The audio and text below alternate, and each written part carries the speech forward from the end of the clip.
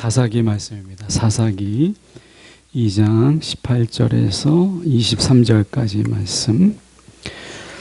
제가 이 성경으로는 구약성경 363쪽 사사기 2장 18절에서 23절까지 말씀입니다. 제가 봉독해 올립니다. 여호와께서 그들을 위하여 사사들을 세우실 때에는 그 사사와 함께 하셨고 그 사사가 사는 날 동안에는 여호와께서 그들을 대적의 손에서 구원하셨으니 이는 그들이 대적에게 압박과 괴롭게 함을 받아 슬피 부르짖음으로 여호와께서 뜻을 돌이키셨음을 이거늘 그 사사가 죽은 후에는 그들이 돌이켜 그들의 조상들보다 더욱 타락하여 다른 신들을 따라 섬기며 그들에게 절하고 그들의 행위와 패역한 길을 그치지 아니하였으므로 여호와께서 이스라엘에게 진노하여 이르시되 이 백성이 내가 그들의 조상들에게 명령한 언약을 어기고 나의 목소리를 순종하지 아니하였은즉 나도 여호수아가 죽을 때에 남겨둔 이방 민족들을 다시는 그들 앞에서 하나도 쫓아내지 아니하리니 이는 이스라엘이 그들의 조상들의 지킨 것 같이 나 여호와의 도를 지켜 행하나 아니하나 그들을 시험하려 함이니라 하시니라. 여호와께서 그 이방 민족들을 머물러 두사 그들을 속히 쫓아내지 아니하셨으며 여호와의 손에 넘겨주지 아니하셨더라. 아멘. 오늘 이 말씀 가지고 시험 출제자의 의도라는 제목으로 함께 말씀을 저희가 나누기를 원합니다. 수능이나 아니면 어떤 시험을 우리가 볼 때 또는 학교에서 우리가 학생들에게 이 시험을 보는 어떤 테스트가 있을 때 늘 그 수능을 끝나고 나면 이제 출제 의도라고 하는 것을 이렇게 밝히기로 합니다. 그래서 대략 이런 것이 있죠. 만약에 수학의 경우에 보면 수학 개념과 원리 그리고 법칙을 잘 이해했는지 그리고 계시문의 그 상황을 잘 파악했는지를 알아보고자 했다라고 하는 이 시험 출제자의 의도가 있어요. 그러니까 수능을 보면 늘 우리가 이제 그런 전체적인 출제 의도를 이야기하거나 또는 과목별로 출제 의도를 이야기합니다. 시험에게 있어서는 시험은 항상 시험 출제자의 의도가 있어요. 특히 이제 시험을 볼 때 논술고사라고 하는 것을 보면 특히 이 논술고사는 출제 의도를 파악하는 시험이다 라고 이렇게 불릴 정도로 이 논술고사는 이 출제 의도를 얼마나 정확하게 파악하느냐 라고 하는 것이 이 시험에서 굉장히 중요합니다. 그래서 논술고사는 우리가 출제 의도 파악의 시험이다 이렇게 별명을 붙일 만큼 이제 논술이 이제 그런 시험인 거죠. 오늘 말씀의 22절에 저희가 보면 이렇게 말씀합니다. 이는 이스라엘이 그들의 조상들이 지킨 것 같이 나 여호와의 도를 지켜 행하나 아니하나 행하는지 행하지 아니하는지 그들을 시험하려 함이니라 이렇게 말씀하셨어요. 그러니까 하나님께서 출제 의도를 정확하게 드러내셨죠. 그래서 나 여호와의 도를 지켜 행하는지 아니하는지를 내가 시험하려 하니라 이렇게 말씀하셨어요. 그러니까 하나님의 출제 의도는 분명하게 드러나고 있다라고 하는 것입니다. 그래서 결국에는 우리가 지켜서 행하느냐 지키지 아니하느냐라고 하는 것을 하나님이 보시려고 한다라고 하는 것입니다. 이것은 어떻게 보면 이 이스라엘 스스로가 부인할 수 없고 부정할 수 없도록 그들이 행하는 것을 보면 입으로는 뭐 믿음이 있다라고 이야기하는데 결국에는 행하지 아니하면 사실은 그들은 믿음이 없는 것이거든요. 그래서 어떻게 보면 그들이 도를 지켜 행하나 그렇지 아니하나를 하나님께서 시험하시려고 한다. 만약에 이 시험의 부분 속에서 하나님은 이 시험 거리를 23절에 보면 이렇게 말씀합니다. 여호와께서 그 이방 민족들을 머물러 두사 그들을 속히 쫓아내지 아니하셨으며 여호수아의 손에도 넘겨주지 아니하셨더라, 이렇게 얘기했습니다. 그러니까 이방 민족으로 인해서 하나님이 그들이 도를 지켜 행하나 행하지 아니하나를 시험하는 시험의 도구로 하나님께서 쓰시고 계신다라고 하는 것을 우리 가운데 분명히 드러내고 계세요. 여러분, 우리의 주변에도 마찬가지로 하나님이 이방 민족을 통해서 머물게 하심을 통해서 시험의 도구로 쓰신 것처럼 오늘도 우리에게는 하나님의 시험의 도구들이 우리 주변에 늘 있어요. 시험의 도구들이 있는 것이죠. 이스라엘만 하나님께서 시험하신 것이 아니고 우리도 시험을 하셨는데, 이 시험하신 이유가 무엇이냐면 사사기 시대의 믿음이 어땠길래 하나님께서는 그들을 시험하셔야 됐는가라고 하는 부분입니다.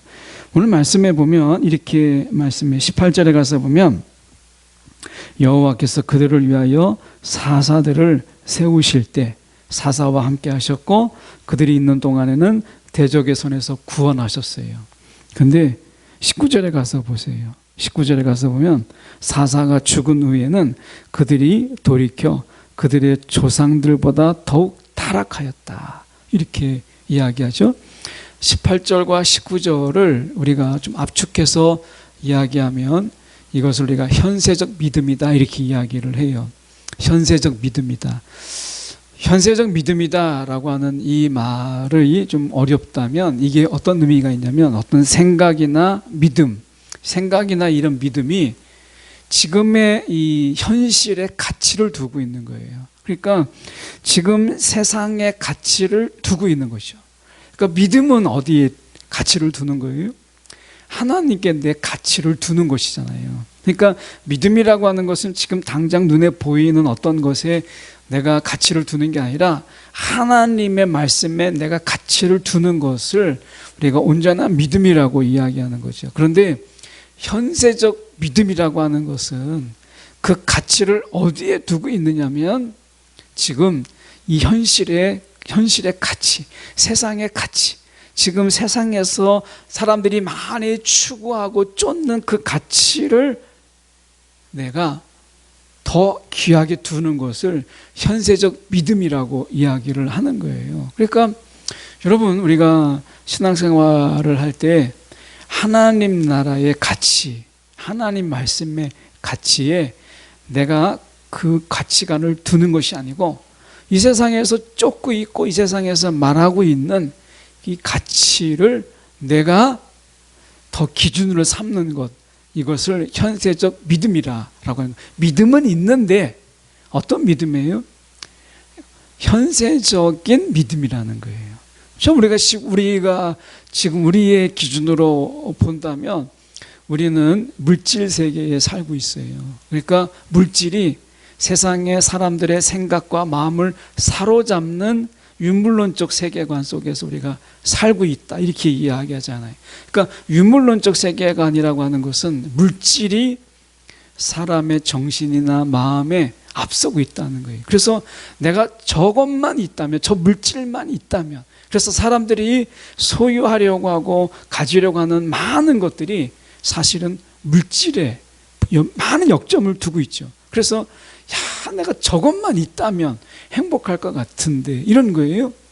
그러니까 내가 저거를 추구하는 것이죠. 그래서 현세적 믿음이라고 하는 것은요, 내가 지금 세상에 많은 사람들이 추구하고 있는 것, 이것을 내가 가치를 부여하고 그것을 추구하는 거예요. 우리가 지금 돈이라고 하는 부분을 우리가 이야기하지 않을 수 없잖아요. 그러니까 만모니즘이다라고 이야기할 정도로 이 돈이 신이 되고 있는 세상에 우리가 살고 있잖아요. 그래서 우리가 돈을 사랑하는 자가 하나님을 사랑할 수가 없는데 우리가 두 가지를 사랑할 수 없잖아요. 그래서 내가 돈을 막 추구하는 거예요. 이 돈에 대해서 세상의 가치가 막 거기에 있으니까 내가 거기에 가치 부여를 하는 것이죠. 그리고 믿음이 거기에 내가 믿음의 근거를 거기다 두는 거예요. 그리고 믿음을 거기에다가 내가 사용을 하는 거예요. 그러므로 인해서 어떻게 보면 지금 18절의 말씀에 바로 그 부분이죠. 그들을 위하여 사사들을 세우실 때에는 그 사사와 함께 하셨고 사사가 사는 날 동안에는 여호와께서 그들을 대적의 손에서 구원하셨어요. 근데 사사가 죽은 이후에는 그들이 어떻게 했어요? 그들이 돌이켜서 조상들보다 더욱 타락했고 이 다른 신들을 따라 섬겼고 그들을 절하였다. 이렇게 이야기하잖아요. 이게 왜 이런 일이 생기죠? 사사가 있을 때는 안 그랬는데. 그러니까 눈에 보이는 대로 하는 거예요. 사사가 있으면 사사를 따르고 사사가 없으면 다른 신들을 따르는 거죠. 이것을 우리가 현세적인 믿음이라고 이야기하는 거예요. 그 제자들도 우리가 보면 예수님을 따랐던 3년 동안 따라다녔던 제자들의 삶을 가만히 보세요. 예수님이 있으실 때는 예수님을 쫓아다녔어요. 근데 예수님이 십자가에 죽으시고 눈에 보이지 않을 때 제자들은 어떻게 했어요? 문을 걸어 잠그고 다 죄다 숨었어요. 이것이 현세적인 믿음의 한 부분이라고 말할 수 있는 거예요. 우리는 어때요? 주님이 도와주실 때 막 그럴 때 은혜가 있을 때는 막 주님의 최고인 것 같은데 오늘 주님께서 우리 가운데 보이지 아니하고 침묵하고 그럴 때는 어떻게 해요? 눈에 보이는 또 다른 것 물질을 따르고 아니면 우리가 세상에 많은 돈을 따르거나 이렇게 하잖아요. 눈에 보이는 것을 그때그때 따라가는 거예요. 이것은요 결국에는 문제 중심의 삶을 산다고 볼 수 있어요. 그러니까 그들이 사사가 죽은 이후에 19절에 보면 그들이 돌이켜서 조상들보다 더욱 타락했다. 타락하기를 기뻐하는 자가 있을까요? 그런데 왜 그들이 타락하게 되었는가라고 하는 거예요. 보면 다른 신들을 따라 섬겼고 그들의 행위와 패역한 길을 그치지 아니하였다 이렇게 돼 있어요. 왜 그랬겠어요? 이렇게 이 길을 가는 자들이 잘 살고 잘 먹고 또 그 집안들이 대대로 잘 되고 있더라는 거예요. 그러니까 이 길을 가는 자들이 우리가 하나님의 입장에서 볼 때는 패역한 길을 가는 거죠. 패역한 길을 가는 건데 그 당시의 삶을 보면 이렇게 살아가는 자들이 잘 사는 거예요. 그러니까 현세적 믿음은 내가 지금 세상의 가치 속에서 내가 지금 잘 먹고 잘 살고 내가 형통하는 것을 기뻐하는 것이거든요. 내일은 상관없어요. 오늘이에요, 오늘. 그러니까 이들에게 있어서는 지금 내가 잘 살 수 있다면, 내가 지금 잘 될 수 있다면, 이 문제가 해결될 수 있다면 그것이 무엇이든지 간에 그것을 따르는 것, 이것을 우리가 현세적 믿음이라고 이야기하는 것이죠. 사실은 사사기 시대의 믿음은 현세적 믿음인데 그러면 우리는 온전한 믿음, 하나님만 바라보는 그런 믿음으로 살아가느냐? 아마 그렇지 않을 거예요. 오늘도 우리가 사실은 우리가 현세적 믿음으로 살아가는 일에 크게 차이가 없다라고 볼 수 있는데요. 20절의 말씀에 보시면 이렇게 말씀합니다. 여호와께서 이스라엘에게 진노하여 이르시되 이렇게 얘기해요. 그러면서 언약을 어기고 이렇게 돼요. 언약을 어기고 나의 목소리를 순종하지 아니하였은즉 이렇게 얘기합니다. 언약을 어기고 이렇게 얘기해요. 그럼 언약이라는 건 여기서 뭘 말하고 있는 거예요? 언약은 현세적인 것이 아니고 우리가 문제 너머에 있는 지속적인 하나님의 은혜다라고 하는 것을 말하고 있는 것이죠. 그러니까 이 언약이라고 하는 것은요, 현세적인 것을 뛰어넘는 현세적인 것보다 더 근원적인 것이 언약이다라고 하는 거예요. 그래서 하나님이 우리 가운데 원하시는 믿음은 현세적인 믿음이 아니라 언약적 믿음이라는 거예요. 언약적 믿음. 이거는 많은 차이가 있어요. 언약적 믿음 속에서는요, 하나님의 뭐가 있다고 했어요? 시험이 있어요. 하나님의 시험이. 그래서 하나님이 우리에게 한결같은 은혜와 한결같은 변함없는 사랑을 우리 가운데 베푸시는 것처럼 문제가 와도 어려움이 있어도 내 신앙이 흔들리지 않고 그때그때에 따라서 달라지는 믿음이 아닌 그저 하나님을 온전하게 바라보는 언약적 믿음을 하나님께서 우리 가운데 원하셨던 것이거든요. 근데 사사기는 그렇지 않았어요. 그들은 현세적 믿음을 가지고 있었다라고 하는 것이죠. 여러분, 우리가 이 현세적인 믿음을 아주 욕할 수는 없어요. 예를 들어서 제가 아주 아픈 아주 중병에 걸렸어요. 의사들도 확률이 굉장히 낮은 병에 제가 걸렸어요. 수술을 앞두고 있어요. 그런데 만약에 누군가가 저에게 와서 이 신에게 절을 해보라. 그러면 당신의 병이 나을 수 있다라고 한다면 여러분 어떻게 하시겠어요? 내가 잠깐 이때 병을 낫기만 한다면 내가 잠깐 이 신에게 절하고 병이 나으면 다시 내가 하나님을 믿으면 되지 않을까? 뭐 이런 생각 여러분 하게 될지 몰라요. 현세적인 믿음은 지금 생과 사가 갈라지는 가운데서 내가 지금 사느냐 죽느냐의 문제 속에서 여러분 내가 갈림길에서 하나님이 말씀이 없는 가운데 주변에서 이런 믿음을 한번 가져보십시오. 이런 것을 한번 가져보십시오 한다면 여러분 얼마든지 여러분 그 유혹에서 넘어갈 수가 있어요. 제가 전에 한번 말씀드렸지만 지금도 신천지의 찌라시들이 매번 와요. 읽어보면 요새는 이제 앞에는 정중하게 목사님 이렇게 목사님이라고 써놔요. 목사님들이요 이렇게 써놓는데 뒤에는 뭐라고 써놓는지 한 장 딱 넘어가면요 목사들이요 지옥 갑니다 이렇게 써놓습니다. 반협박으로 써놔요. 이걸 왜 자꾸 써놓겠어요? 여러분 지금 코로나 2년 사이에 한국 교회가 만 교회가 문을 닫았어요. 예, 이건 합동측에서 발표한 겁니다.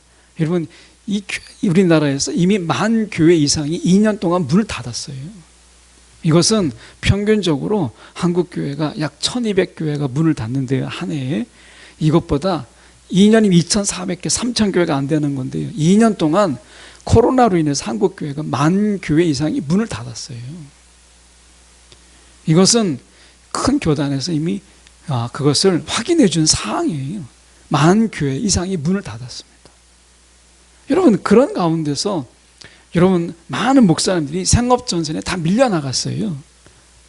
그런 가운데서 여러분 신천지들이 목사님들이 신천지와 MOU를 맺으면 어마어마한 돈을 준다. 여러분 이런 유혹들이 많았습니다. 얼마나 넘어갔는지 얼마나 이 신천지와 MOU라는 이름을 맺고 그들의 생계를 보장해 줬는지는 알 수 없지만 만교회가 문을 닫는 속에서 가장 활발하게 목회자들에게 유혹의 손길을 내민 것이 신천지입니다. 그래서 신문도 대문짝에 지금 돼요. 한국 목회자들과 MOU를 맺은 신천지. 그러면서 이 신천지와 MOU를 맺은 상호 협력 조약을 맺은 목회자들을 초청하고 그리고 나서 목회자 대회를 열어요. 이게 대놓고 광고하고 있는 겁니다.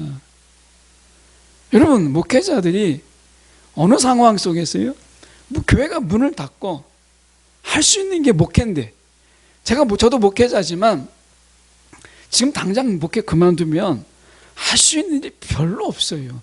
설교하고 평생 말씀 공부하고 이게 전부인데 할 수 있는 게 갑자기 뭐 할 수 있겠어요? 기술이 있습니까? 아는 게 있습니까?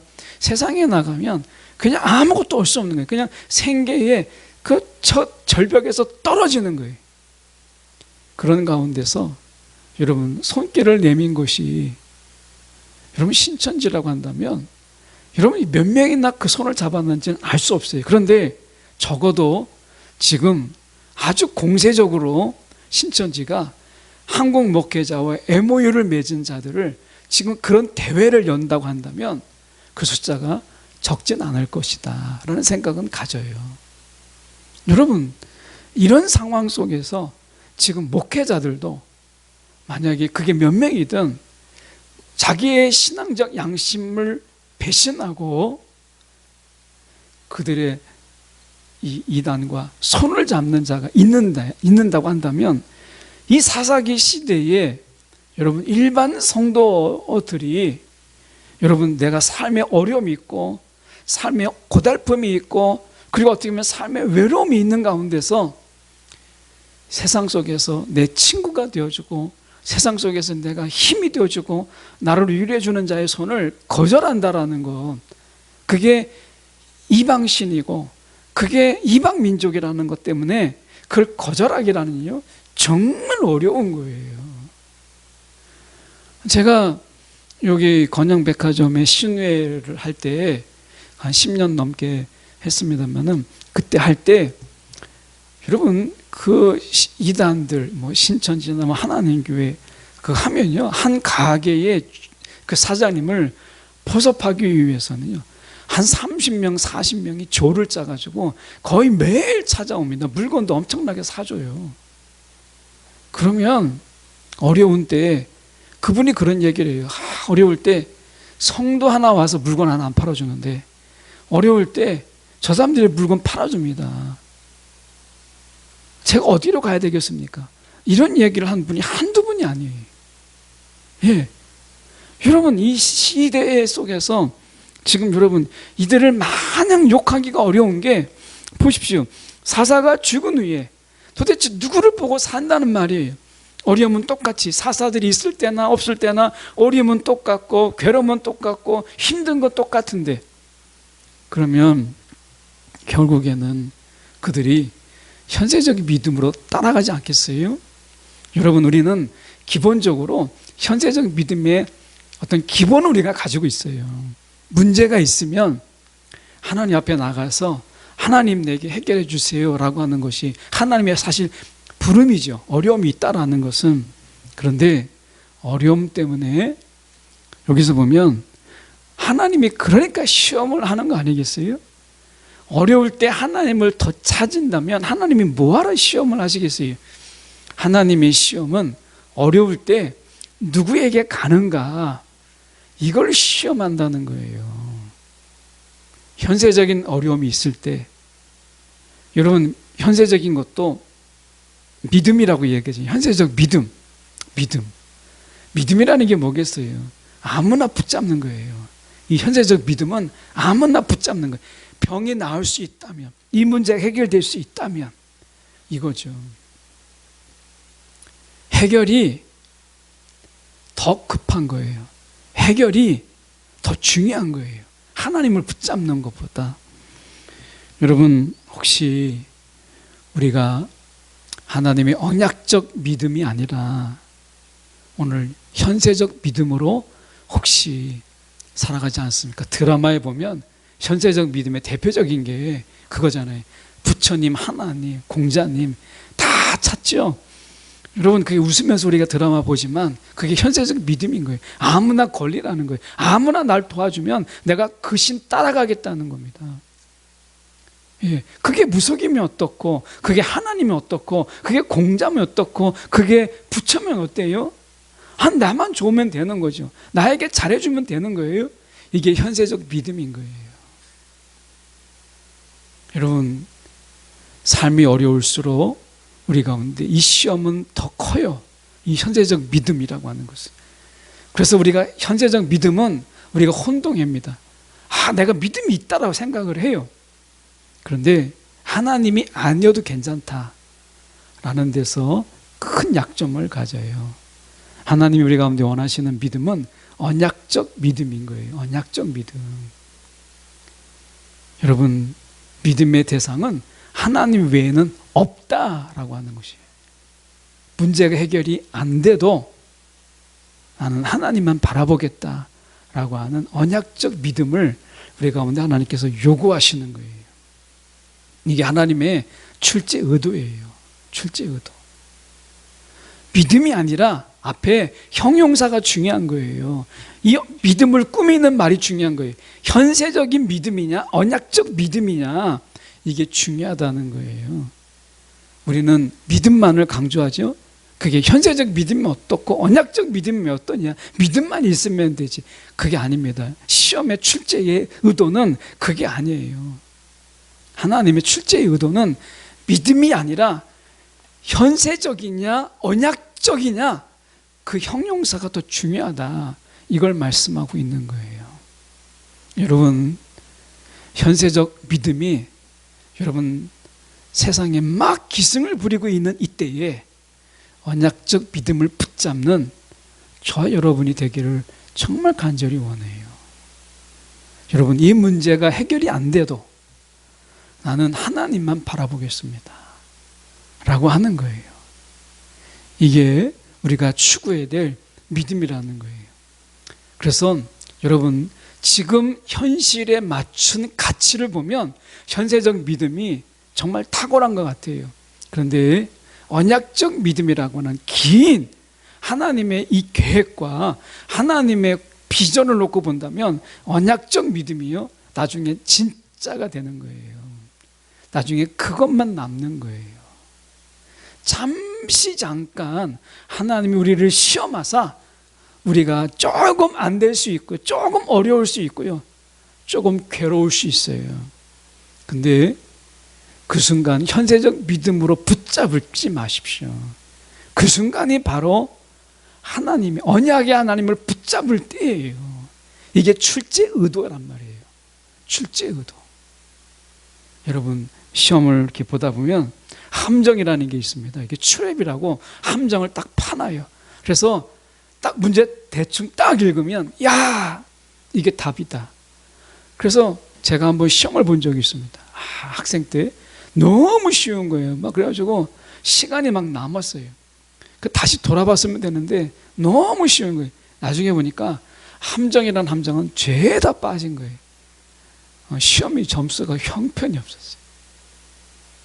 여러분, 오늘 하나님의 시험의 출제 의도를 파악하면 답이 보여요. 우리가 꼭 시험을 못 보는 친구들은 항상 문제를 봐요. 근데 시험을 좀 공부하는 친구들은 출제자의 의도를 봅니다. 문제를 보는 게 아니고, 문제를 읽으면서 왜 출제자는 이 문제를 냈을까, 의도를 보는 거죠. 문제만 보면 함정에 빠지지만 출제자의 의도를 바라보면 답을 볼 수 있는 거예요. 오늘 하나님의 시험 속에서 문제를 보지 말고 출제자이신 하나님을 바라볼 수 있는 저와 여러분이 되기를 간절히 소망합니다. 기도하겠습니다.